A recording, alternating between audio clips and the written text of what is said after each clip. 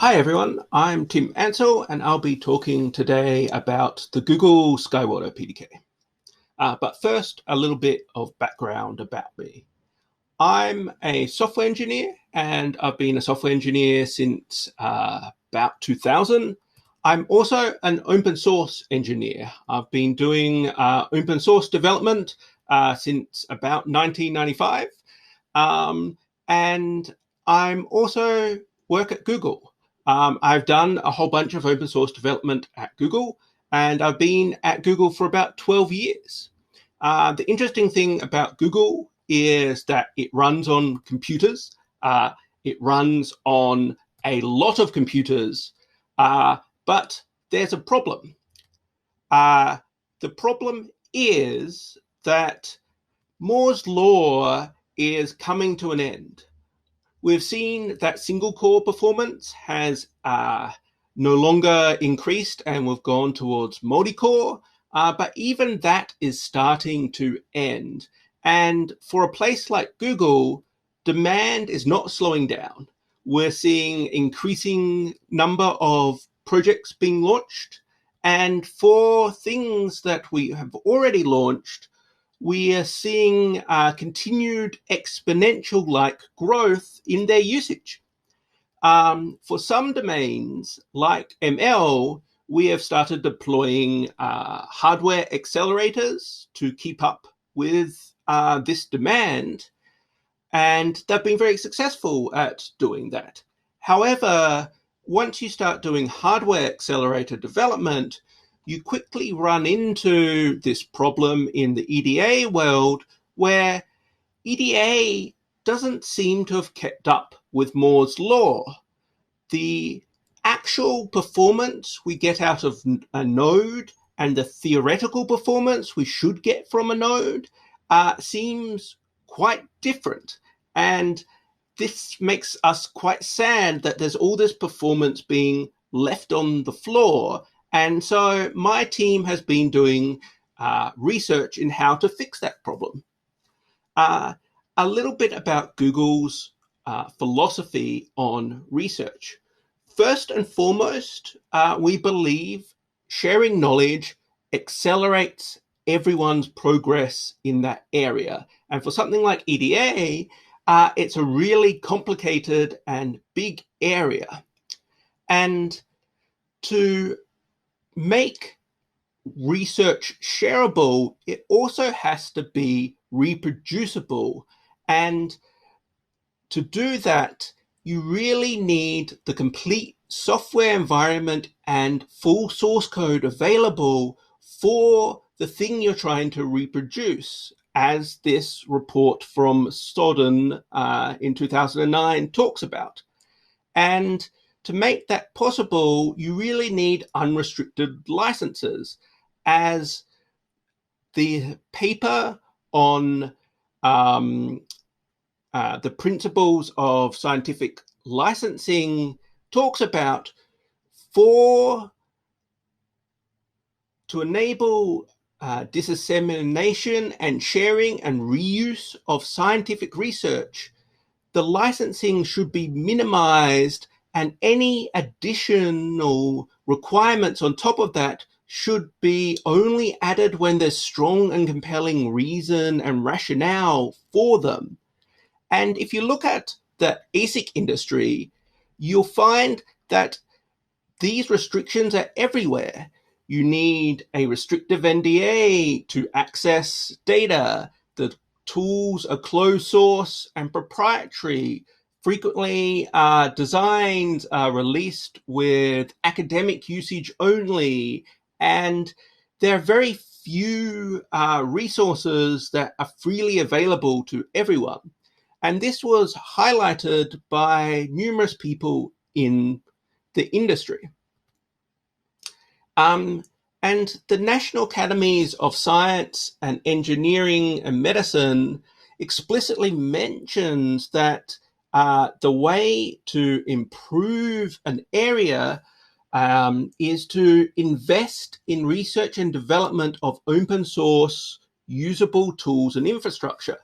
And Google has experienced this in the machine learning space, where through releasing things like TensorFlow, we've seen a massive explosion in the capabilities and research of machine learning. Google has also found that doing things like releasing code and new data sets is something that we are very much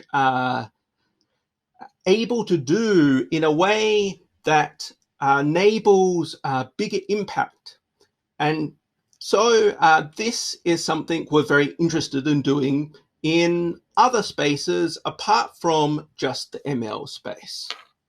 We're also very interested in connecting research and development teams together and eliminating or minimizing that traditional technology transfer process. And we've been quite successful in this in the machine learning space. The time between researchers developing something cool in machine learning and a product being available with that technology in it is quite low now. And we would love to see that in hardware as well. Currently, hardware design, when an academic publishes something interesting, it can be 10 years, or if at all, that technology ends up in a real usable product. And so what we started looking at is, what are the roadblocks that are preventing a fully open source ASIC EDA ecosystem? And my group at Google identified that there were 4 key areas that needed to be improved to help enable a fully open source ecosystem. At ICCAD 20, I gave a talk about this and published a paper including a lot more information about all these areas and which parts of those 4 areas we're attempting to address. In this talk, I'm just going to concentrate on the first area, which is this manufacturable PDK. So when you're creating an ASIC, you really need 3 components. You need the RTL, you need the tools that compile the RTL, and then you need the PDK data.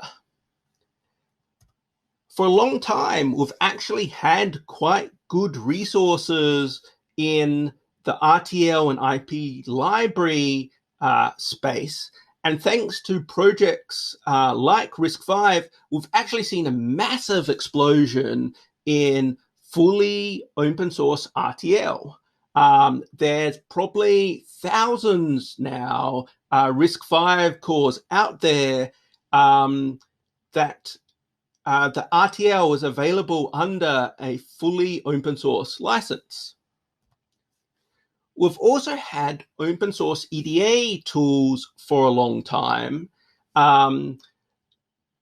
Groups like DARPA have been investing in programs like IDEA and POSH, which has created the Open Road project, which is a very interesting EDA tool flow. There is the Alliance and Coriolis flows out of Europe, and the older QRouter and QFlow based approaches that have been used to tape out ASICs before. But the PDK data has been a real sticking point. And when you look at what is inside a PDK, it's all the very low-level details of what it takes to create your actual resulting chip. And that has a big effect on how the chip works and what type of performance you can get out of the chip. If you look at the kind of existing ecosystem for PDKs that you can get that are freely available, you can get maybe some for some older nodes, but anything more advanced is under things like non-commercial licenses or are not real PDKs that can be manufactured.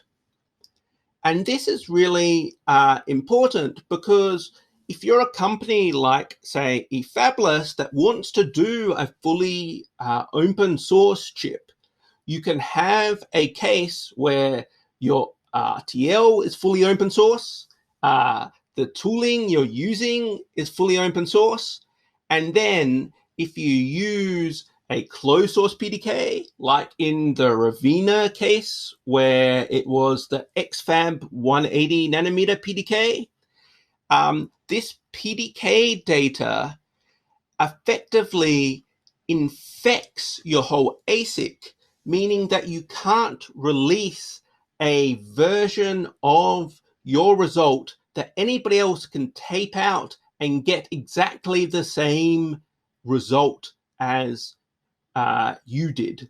You can't publish the GDS. You can't really provide information about what your design really does, because this PDK data is so fundamental to how the chip functions. And this blocks a lot of interesting research.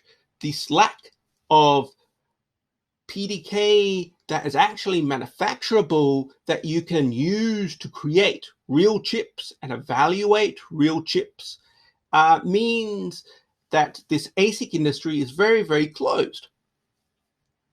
And so this was the number one roadblock that we identified. And so we wanted to remove it. And so I'm happy to introduce a new project that we launched, I think about 6 months ago now, as part of the FOSSI Foundation Dial-Up Talk Series. Is the first time I announced it. And it's a partnership between Google and Skywater.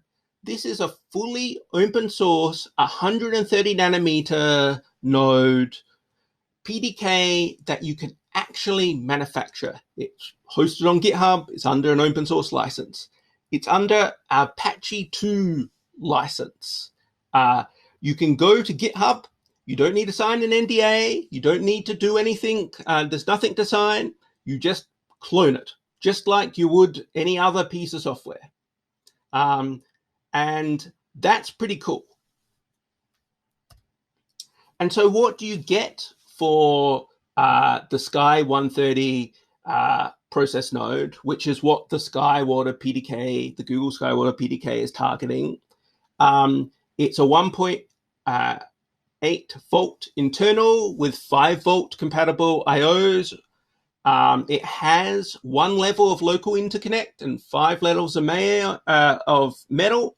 It's inductor capable. It has MIM capacitors. It includes Sonos shrunken cells.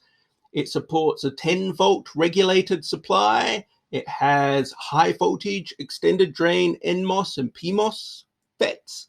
And it's a 130 nanometer node. This is a 20-year-old technology, but still makes up a significantly large part of the chips that are done today. This is what the stack up looks like. You can see the metal stack, and you can see it's a 130 nanometer node with things like MIM caps. The interesting thing is all this documentation around how you use this process node is published on Read the Docs using Sphinx, just like any software project out there. And this is public available. Anybody can go and view this without having to sign anything and without having to agree to anything. Just again, like every piece of software that is in the open source world.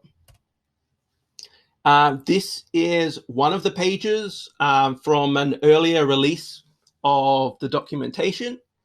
Here you can see some examples of the design rules and some diagrams describing design rules that you need to satisfy to be manufacturable on this process. And there's tons more documentation there and it continues to improve rapidly. And so with this fully open source 130 nanometer production PDK, we have now the ability to make a fully open source ASIC. And this is really exciting to me.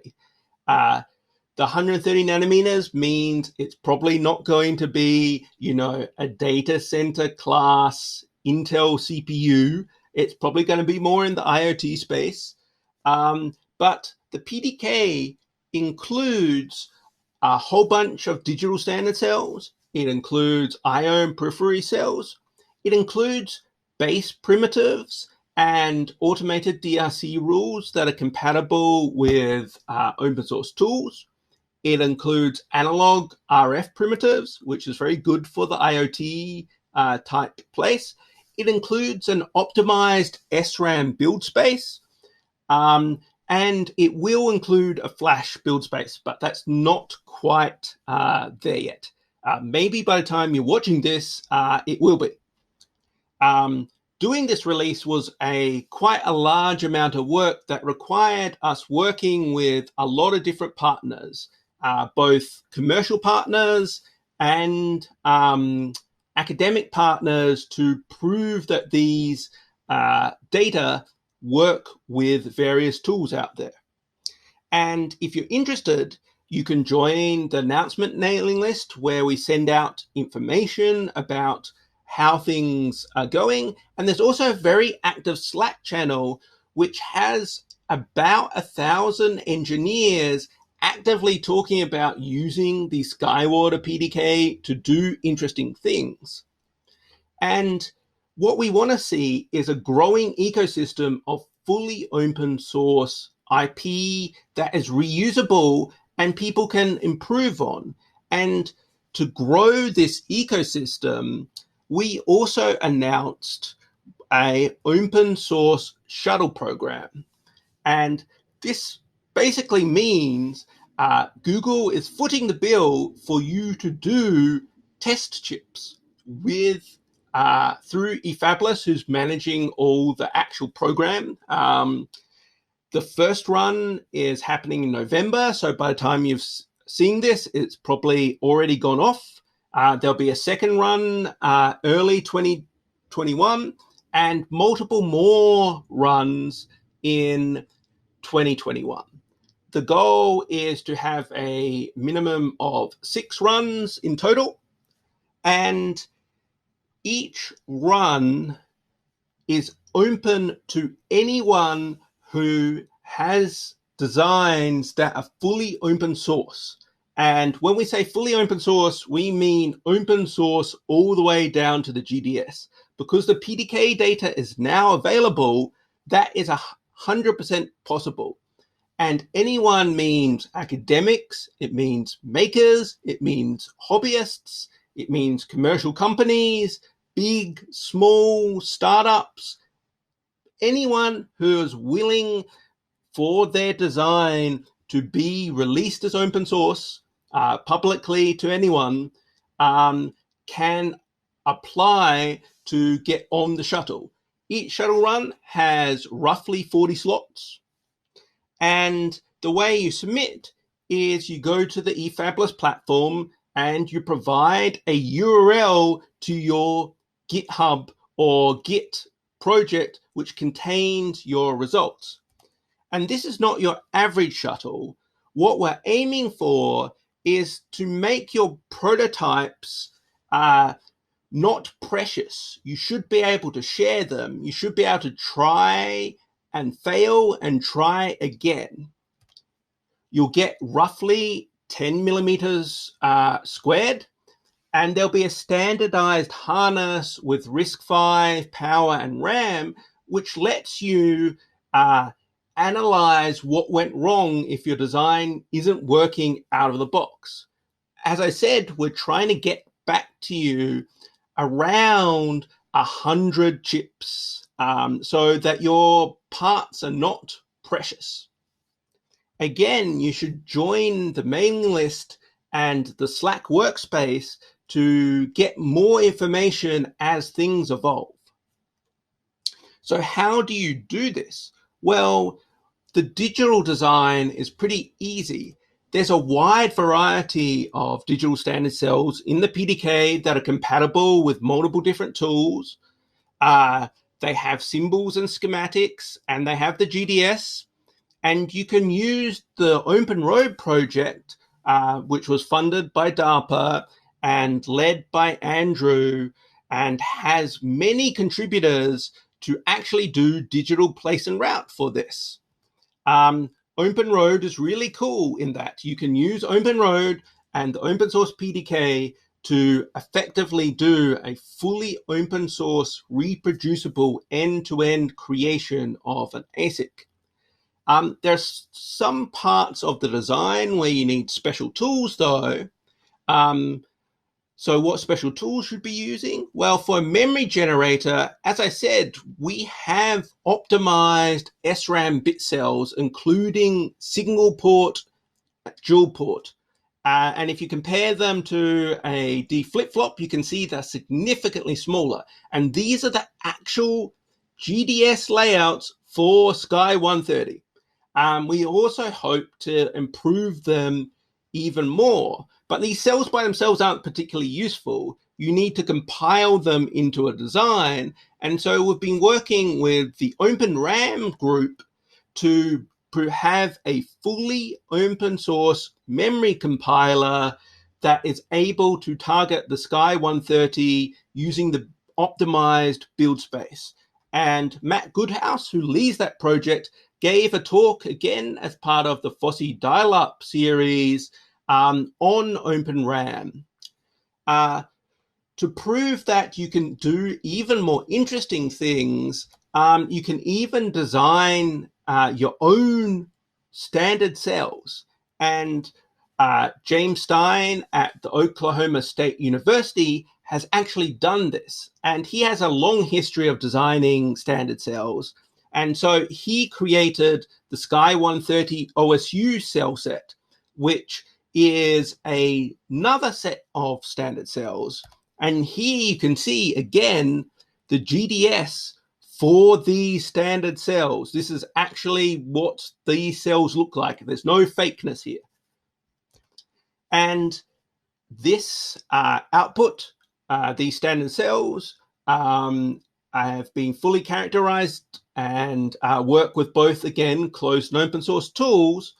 And they have demonstrated taping out ARM v4 core with which gets about 370 megahertz. And James Stein gave a talk as part of the FOSSI Dial-Up series about these standard cells.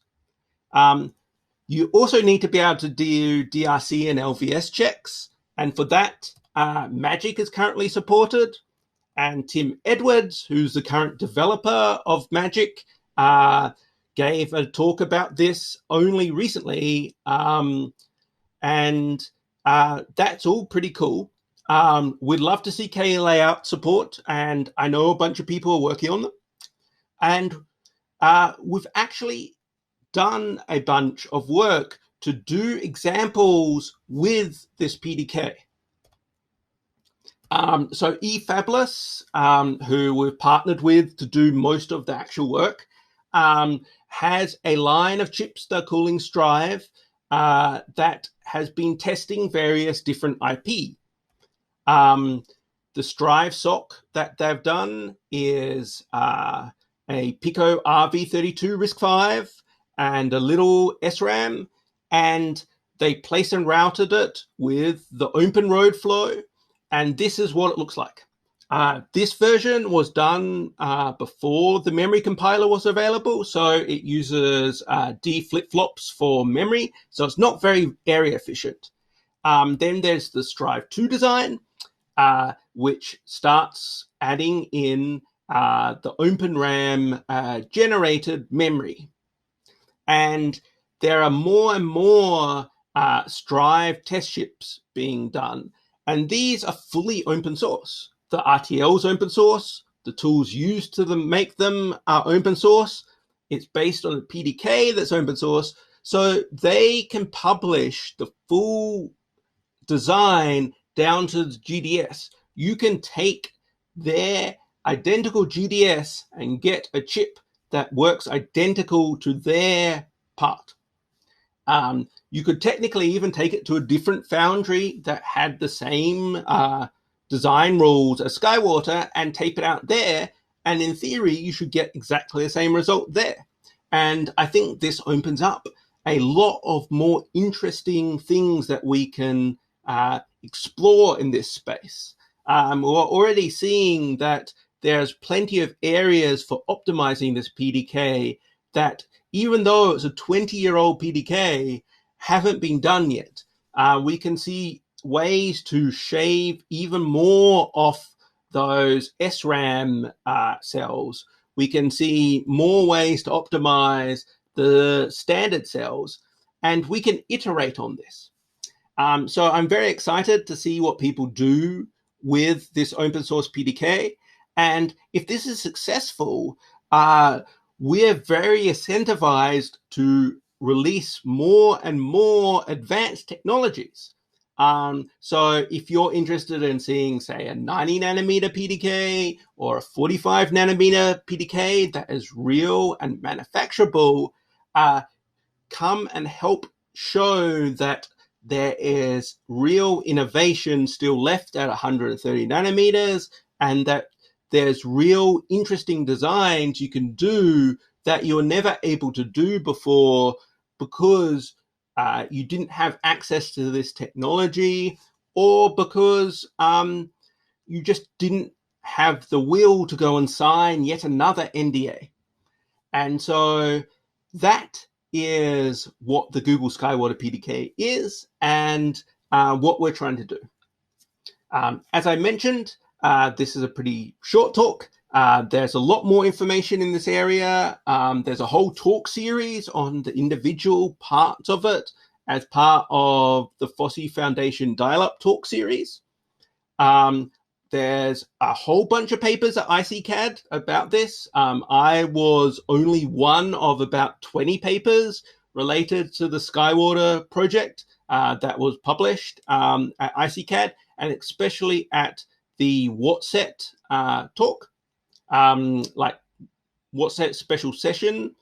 So I'm excited to see what people are doing and what people use these shuttles for. And I'm extremely excited to see people do things that have never been done before, that have previously been dismissed as impossible or not making sense. Because there's very low risk in doing this. The worst thing you're going to end up with is a bunch of little paperweights that you can't really do anything with. It's not going to cost you anything apart from your time. So I'm, again, encourage everybody to get involved. The Slack space is very, very active. There are a lot of people doing a lot of interesting things. So please do cool stuff.